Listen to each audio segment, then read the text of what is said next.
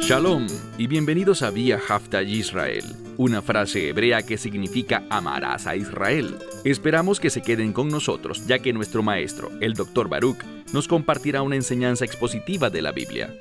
El Dr. Baruch es profesor titular del Instituto Zera Abraham, con sede en Israel. Aunque todos los cursos en el instituto se imparten en hebreo, el Dr. Baruch se complace en compartir esta enseñanza en inglés con doblaje al español. Para más información, visítenos en amarasaisrael.org o descargue nuestra aplicación móvil Mi Estudio Bíblico. Aquí está Baruch y la lección de hoy. El Salmo 22 habla de un individuo que está en gran sufrimiento y que se vuelve a Dios en busca de ayuda. Sabemos que Dios es fiel para vencer finalmente la muerte y al enemigo con el fin de restaurar todas las cosas a su voluntad.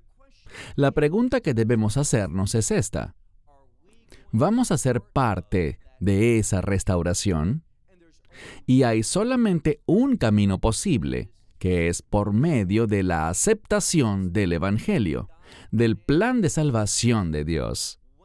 Cuando alguien es salvo, la obra del Espíritu Santo lo restaurará al plan de Dios.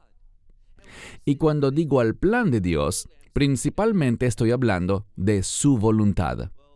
Dicho esto, abramos nuestras Biblias y vayamos al Salmo 22. Libro de los Salmos en el Salmo 22. Recordarán que la semana pasada, cuando comenzamos este Salmo, vimos aquel pasaje que habla del Mesías en el madero, clamando a su Padre Celestial. Y mencionamos que este Salmo es uno de varios salmos que llamamos salmos mesiánicos. De hecho, este Salmo 22 tiene varios versos que indican cosas que otros hablaron de Yeshua o que él mismo pronunció. Por lo tanto, encontramos gran información en el Salmo 22 acerca del Mesías. Pero debemos recordar algo. Fue escrito por David.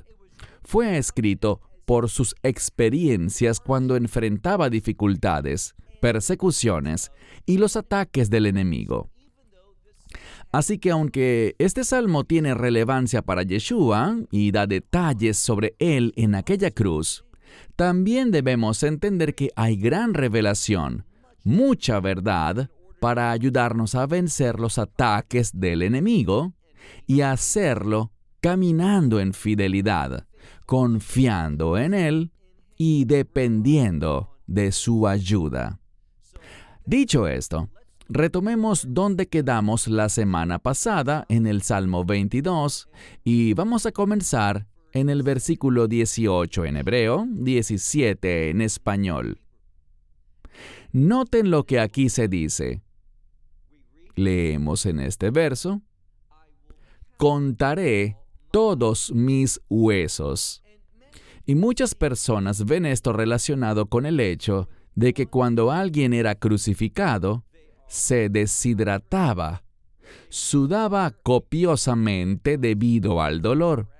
Y quizá una mejor palabra sería la agonía en la que se encontraba, una agonía que continuaba sin parar hasta morir. Muchas personas que eran crucificadas podían vivir más de un día, a veces 2 o 3 días, sufriendo intensamente. Ahora, sabemos que Yeshua fue crucificado, pero él no murió por la crucifixión. Él murió en una cruz, pero como he dicho en otros mensajes, y este salmo también lo señala, recuerden que estando en la cruz, él clamó a gran voz.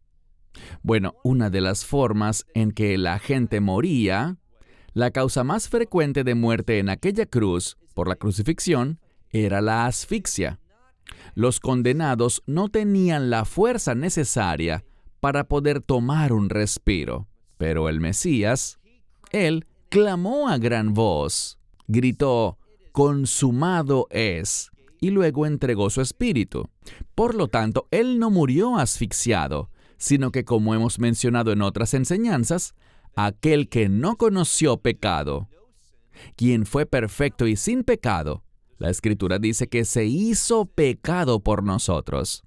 Por lo tanto, el pecado es sinónimo de muerte, y Él recibió el juicio de todos nuestros pecados, es decir, tus pecados y los míos. Así que la causa de su muerte fue el pecado en la cruz. Él sufrió enormemente y estuvo en agonía, pero murió por causa del pecado, del juicio de Dios que estaba sobre Él. Insisto, Él era inocente, perfecto, Él jamás pecó.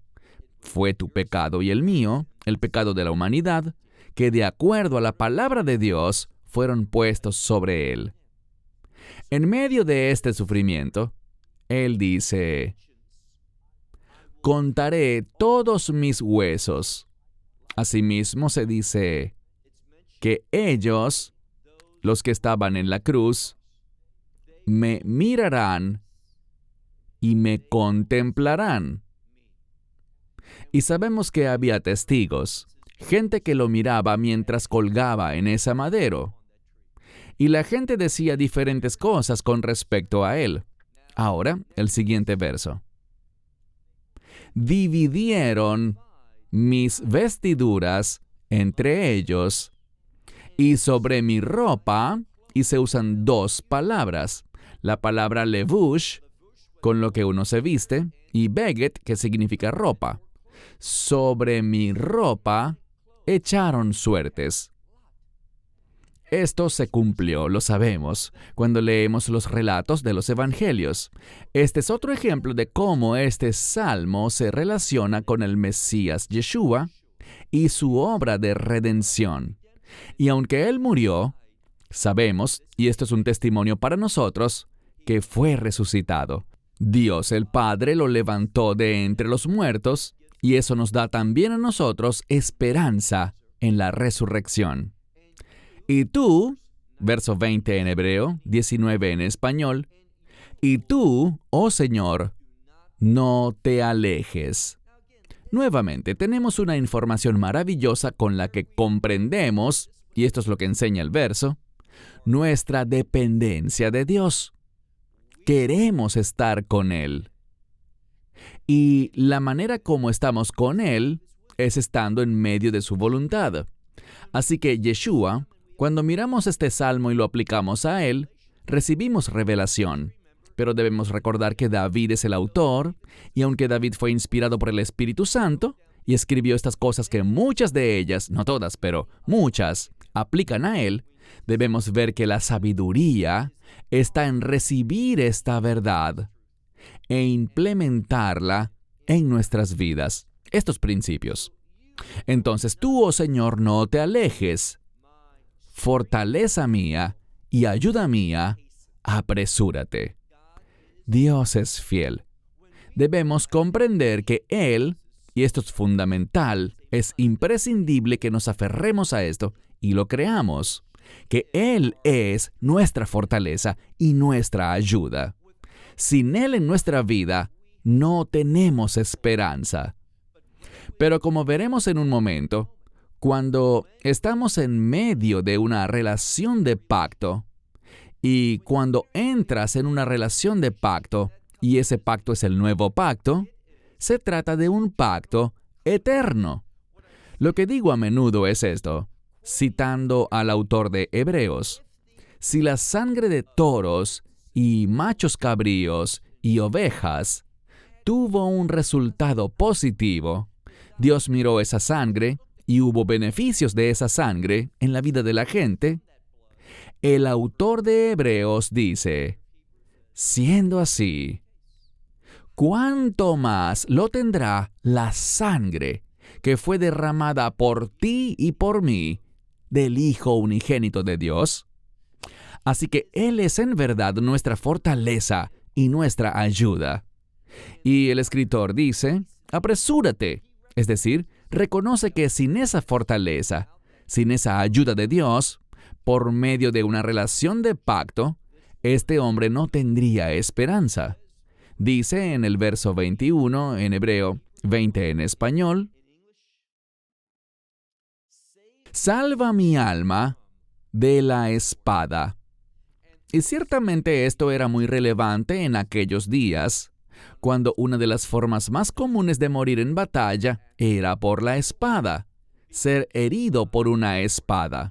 David fue perseguido por Saúl, fue perseguido también por los enemigos de Israel. Así que esto era relevante en su vida. Libra mi alma de la espada. Y en la segunda parte escribe, y de la mano del perro. Esta palabra yad, obviamente los perros tienen patas y no manos, pero la palabra mano está siendo usada aquí de manera poética. Es un salmo, y los salmos son poemas que usan paralelismos. En este caso, esta palabra yad para mano habla de autoridad. Muchas veces en la Escritura vemos la palabra perro para señalar a gente que no tiene sensibilidad por las cosas de Dios. Un perro, por ejemplo, hace lo que quiere, sin importar quién lo esté mirando. No tienen vergüenza, no sienten temor en cuanto a la sociedad, a lo que la gente podrá pensar o decir.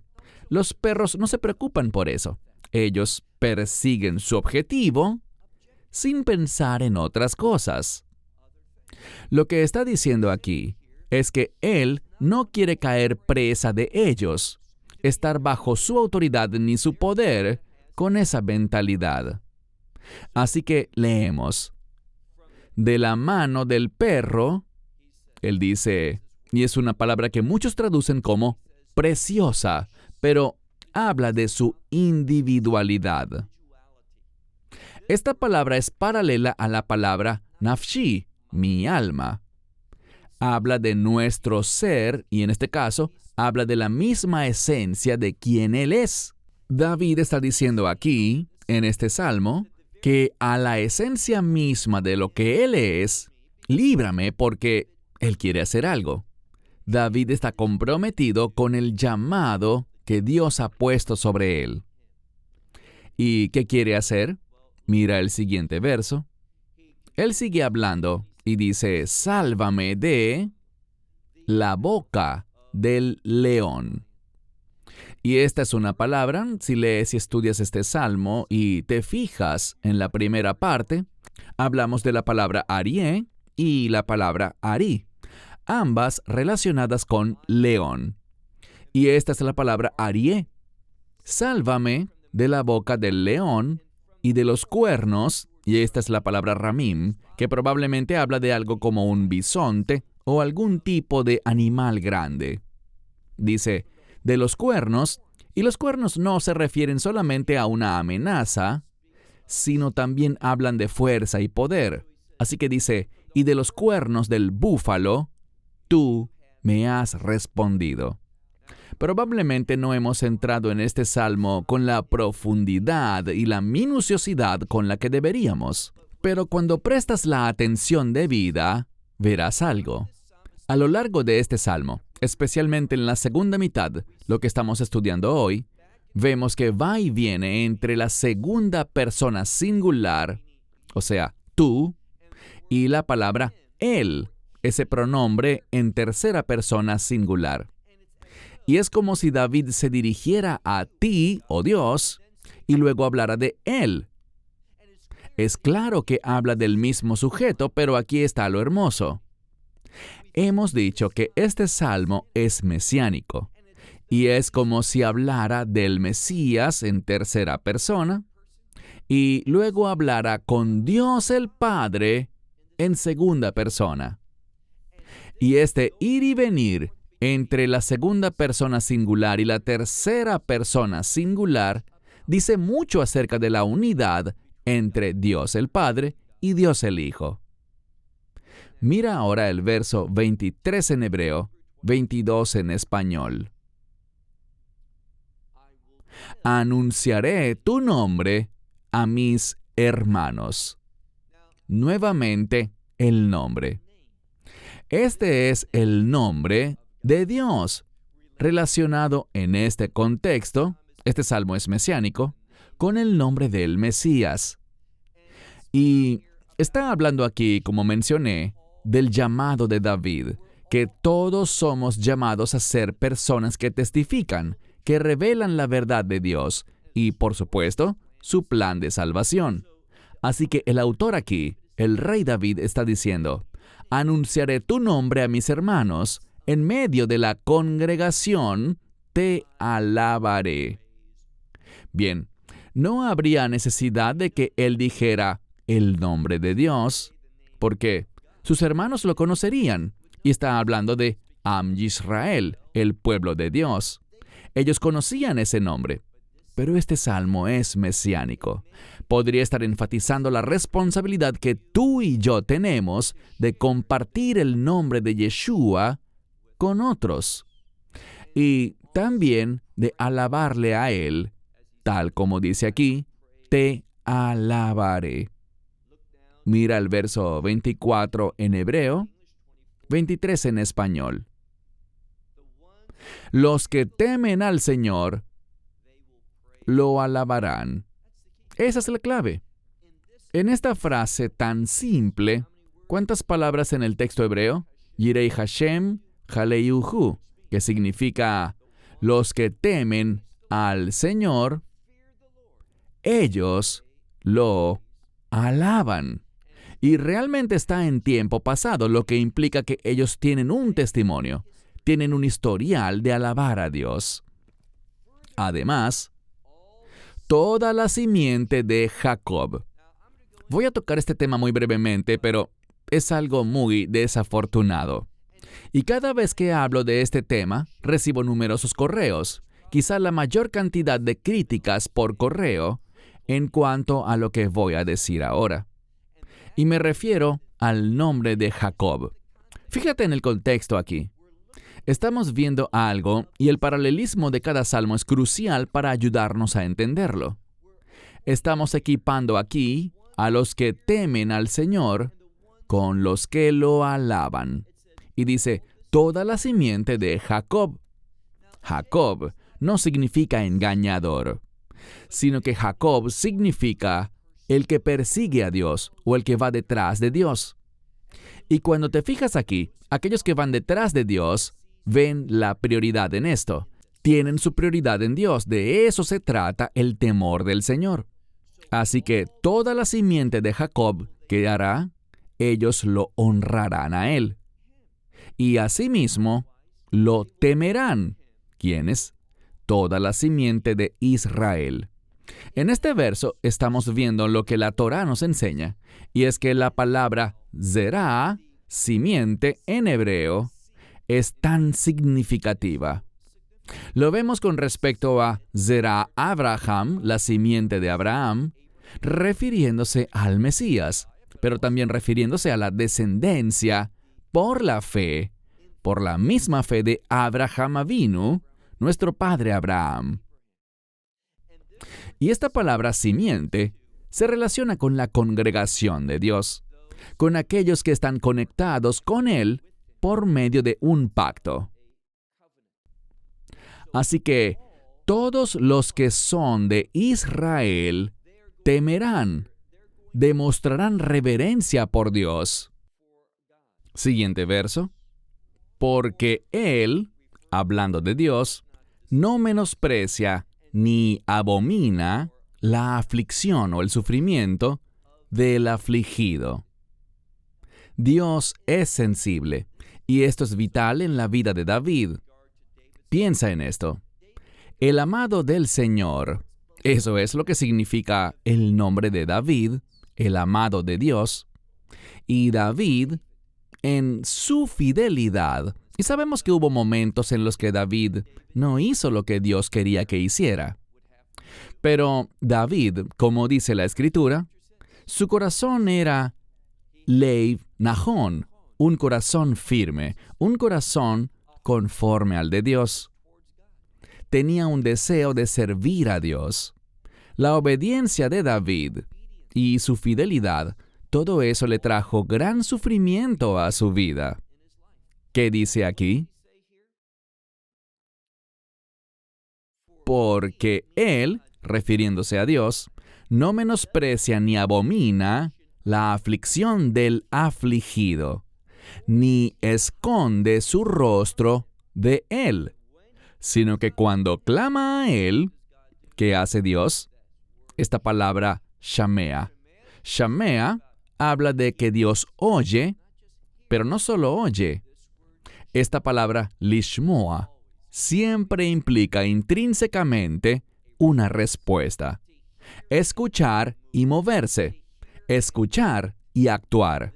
Y de esto es de lo que David está hablando. Y en cuanto a la razón por la cual él sabe esto, podríamos responder esa pregunta diciendo que está bajo la inspiración del Espíritu Santo. Pero dejando eso a un lado por un momento, aunque es algo muy importante, David también entiende esto y puede testificarlo debido a su experiencia, gracias a su historia con Dios. Por eso es tan fundamental para todos nosotros. Esta es la razón por la que cuando caminamos con Dios, Dios demostrará su fidelidad. Y cuando Él demuestre su fidelidad, eso edificará en nuestra vida y en nuestra mente un testimonio de Dios. Se supone que tengamos un testimonio, pero al tener un testimonio delante de Dios, Dios testificará en respuesta. Veremos su fidelidad, su lealtad a su palabra, a sus promesas, y de eso es de lo que David da testimonio aquí.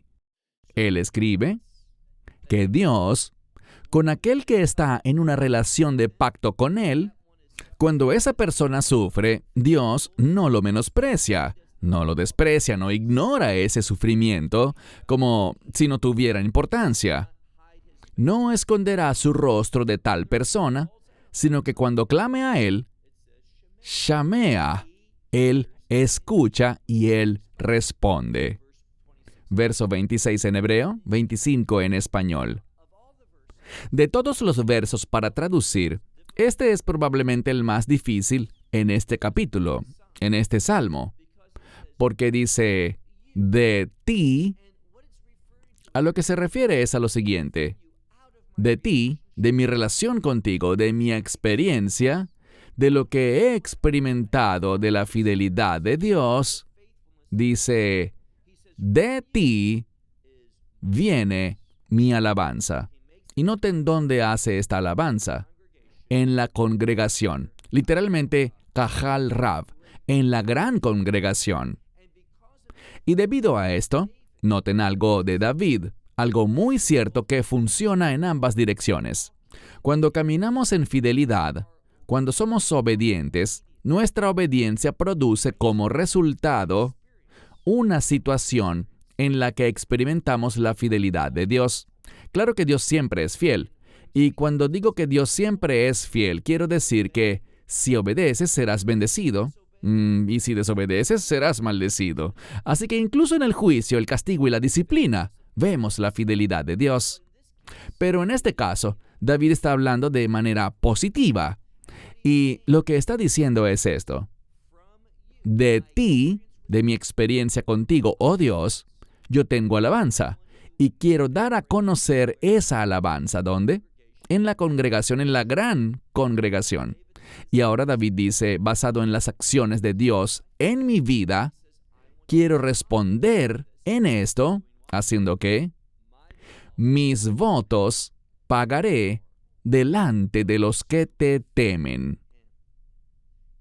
Él está testificando. A aquellos que le dan prioridad a Dios, a aquellos que le dicen que sí a Dios, David quiere proclamar, quiere ser un estímulo y contarles cómo Dios ha actuado en su vida.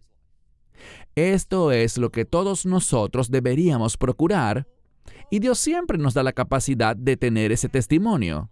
Todo lo que tenemos que hacer es oír su palabra, buscar su revelación en la Escritura, aplicarla a nuestra vida y vamos a experimentar el testimonio de Dios, la fidelidad de Dios, la presencia de Dios en nuestra vida. Y eso nos dará la oportunidad de compartirlo y de actuar de una manera comprometida. Eso es lo que significa aquí. Es un modismo, en este caso, niderai ashamem, mis votos pagaré delante de los que le temen. Verso 27 en hebreo, 26 en español. Anavim.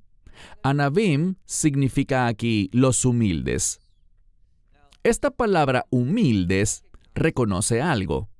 Una persona será humilde, verdaderamente lo será, cuando reconozca la grandeza de Dios. Si niegas a Dios, si rechazas a Dios, si dudas de Dios, si no conoces a Dios según la Escritura, esa falta de conocimiento de Dios producirá orgullo, arrogancia y un espíritu altivo en la persona. Pero cuanto más entiendes a Dios y su grandeza, su gloria, su majestad, cuando ves cuán grande es Dios, eso producirá humildad. Ese hecho producirá humildad en tu vida. Y cuando eres humilde, Dios obra. Por eso dice, los humildes comerán y serán saciados. Es decir, participarán y lo que reciban de Dios los satisfará. Y eso los llevará a alabar al Señor. ¿Y quién se menciona? Dorshaf. Dorshaf significa aquellos que buscan a Dios. Pero hay dos palabras diferentes para esto en hebreo. Está la palabra mivakesh, un buscador, y está la palabra doresh. Y doresh es una palabra mucho más fuerte. Podríamos decir en español algo como: quisiera hacerte una petición, me gustaría pedirte tal cosa, pero también podríamos exigir algo. Obviamente nunca seríamos considerados humildes si pensamos que podemos exigirle algo a Dios. Ese no es el mensaje. El mensaje contenido en esta palabra es este. Se trata de buscar con gran urgencia. Buscar porque reconoces cuán significativo es esto. La presencia de Dios, el poder de Dios, la ayuda de Dios y la obra de Dios en mi vida. Por eso dice aquí, los que le buscan de esta manera, alabarán al Señor. Finalmente, al final de este verso dice, su corazón, y cuando dice su corazón, su está en plural. Así que David está testificando, sus corazones vivirán para siempre. Y puede ser un modismo.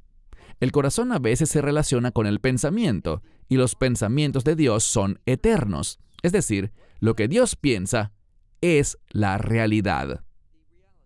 Vemos, por ejemplo, en varios lugares que se usa esta palabra etzá, consejo, o también en plural etzot. Y es una palabra que habla de los planes de Dios, de su consejo. Hemos hablado antes de esta palabra acerca de cómo el consejo de Dios desde tiempos antiguos se convierte en realidad. Sus planes se cumplen. Y en este caso, de lo que se habla aquí es de que los pensamientos de Dios en nosotros, lo que Dios pone dentro de nosotros, los pensamientos provenientes de Él, cobrarán vida, se harán realidad. Verso 28 en hebreo, 27 en español. Les hablé de un pacto hace unos minutos, y siempre señalo que cuando aparece esta palabra lizkor, que significa recordar, cuando esta palabra aparece en el texto, bien sea en hebreo, en el Antiguo Testamento, o en griego, en el Nuevo Testamento, la palabra recordar, o él recuerda o se acuerda, como quiera que se conjugue, siempre se relaciona con un contexto de pacto. Cuando miramos este verso, dice, se recordarán. ¿Qué recordarán? Un pacto. El pacto que Dios hizo con la humanidad. Se acordarán o se recordarán y a causa de este pacto, de las promesas que contiene este pacto, se volverán al Señor y noten, esto va más allá de Israel. Dice, Kol, Afse, Aretz, todos los confines de la tierra. Es decir, la promesa de pacto de Dios, el pacto abrahámico, cuyo fundamento es el Mesías, con el cual el Evangelio, el nuevo pacto, está directamente vinculado, trata de solo un asunto. No es únicamente para un pueblo, no solo para los hijos de Jacob, sino que dice, hasta todos los confines de la tierra.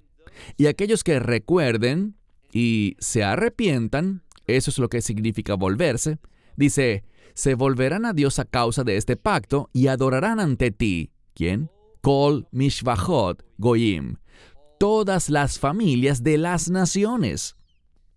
En el libro de Génesis, en el pacto con Abraham, dice Kol Mishpachot Adamá, todas las familias de la tierra. Pero es la palabra Adamá para terreno o suelo, hablando del hecho de que la humanidad fue hecha de Adamá, de polvo o de tierra. Por eso el primer hombre se llama Adam. Como fue hecho de Adamá, se llamó Adam. Esto es simplemente una referencia. Este salmo es mesiánico. Se relaciona con la obra de Yeshua. Este mensaje de Yeshua, este plan, este propósito, esta mente de Dios que Yeshua fue a cumplir, haciendo la obra de salvación para que pudiésemos experimentar lo que decíamos al principio, restauración. Este es un mensaje para todas las familias de las naciones. No importa de qué cultura, de qué grupo o raza seas, este mensaje es para ti, porque del Señor es, y me encanta esta palabra, la que vemos aquí, Amedujá, el reino. El reino le pertenece a Él. Y todo lo que está diciendo aquí, en este Salmo 22, tiene implicaciones de reino. Es cuando ponemos esta verdad en nuestra vida. Sí, vamos a tener un testimonio. Sí, vamos a experimentar la fidelidad de Dios y todo va a dar testimonio de la realidad del Rey del reino y del carácter de ese reino que será visto en nuestra vida. Sigamos leyendo. Se acordarán y se volverán al Señor todos los confines de la tierra. Se postrarán, un término de adoración, o podríamos decir, caerán postrados ante ti todas las familias de las naciones, porque del Señor es el reino, y Él, Moshel, Él gobierna entre las naciones. Verso 30 en hebreo, 29 en español. Comerán y adorarán. Ahora, ¿qué comerán? Toda la grosura. Esta es una palabra para lo preferido, lo mejor de la tierra. Todos los que comen de lo bueno. Este es un modismo para señalar la provisión de Dios. Cuando hablamos de Kol Dishnei Eretz, toda la grosura, todo lo escogido de la tierra, habla de la bondad de Dios que Él provee. Cuando participamos en esto, como dice el Salmo 34, prueben y vean que el Señor es bueno. Cuando lo hacemos, seremos conducidos a la adoración. Segunda parte. Esto tampoco es tan difícil de traducir, pero es un verso que puede ser complicado en su segunda parte. Dice, delante de Él se inclinarán todos los que descienden al polvo. Y esto habla de la humanidad. Puede que esté hablando de la mortalidad de la gente. Cuando reconocemos nuestra mortalidad, vamos a volvernos a Dios, vamos a inclinarnos en su presencia. Su alma no vivirá. Entendamos esto. La palabra para alma es nefesh. Aquí dice nafsho, su alma. Y esta palabra puede relacionarse simplemente con la vida física de la persona. Por eso es tan importante prestar atención al idioma original, porque dice, por ejemplo, en el libro de Génesis, que Dios creó al hombre y éste llegó a ser un ser viviente. ¿Cuál es la palabra para ser viviente allí? Nefesh. Debemos hacer una distinción gramatical y de vocabulario entre la palabra nefesh y otra palabra, neshama. Una habla del alma y la otra también, pero nefesh tiene un sentido más físico y temporal. Implica que tenemos vida ahora mismo, vida física, desde que nacimos. Y esa vida física tiene fin. Pero la vida espiritual es neshama, no el nefesh. Y esa continuará después de la muerte física. Esto aplica para la palabra hebrea nefesh. No podemos tomar la palabra griega y aplicarle el mismo sentido, porque es otro idioma, otro vocabulario y otras implicaciones. Así que dice, todos son mortales. El alma de todos ciertamente morirá. Tenemos que reconocer eso, pero... Siguiente verso 31 en hebreo, 30 en español. La simiente. Noten la diferencia. Sí, hay seres mortales sin esperanza. Descenderán al polvo y su alma morirá. Pero la simiente, dice, le servirá. Se contará, hablando de esa simiente, y es la palabra Zerá, como Zerá Abraham, la simiente de Abraham, el pueblo del pacto. Dice, se contará del Señor a la generación. Algunos traducen a la próxima generación, pero no es lo que dice literalmente, solo dice Lador, no dice Lador Jabá, o como algunos dicen generación tras generación. Ni tampoco está en plural, pero simplemente dice que Él lo va a contar a la siguiente generación. Él va a preparar a sus hijos. Y esto también es una referencia al reino. Vamos con el último verso, 32 en hebreo, 31 en español. Ellos vendrán y declararán. ¿Y qué van a declarar? Algo que debería interesarte. Mira lo que dice. Su justicia. Esta palabra justicia o rectitud está relacionada con el reino. Porque su reino, recuerda lo que dicen los profetas, su reino es un reino de justicia. Refleja sus juicios, sus leyes, sus estatutos, sus mandamientos. Así que vemos en el verso final, ellos vendrán y declararán su justicia a un pueblo que fue hecho nacer. Es muy importante que prestemos atención a la gramática aquí, porque muchos van a traducir mal esto, basándose en suposiciones o quizá en la óptica de otros versos. Pero si prestamos mucha atención, dice, en las últimas palabras, las últimas 4 palabras del texto hebreo, Le'am nolad ki asa. Y esta palabra nolad tiene que ver con uno que ha sido nacido. Y no solo habla del hecho de que nació, sino de que fue hecho nacer.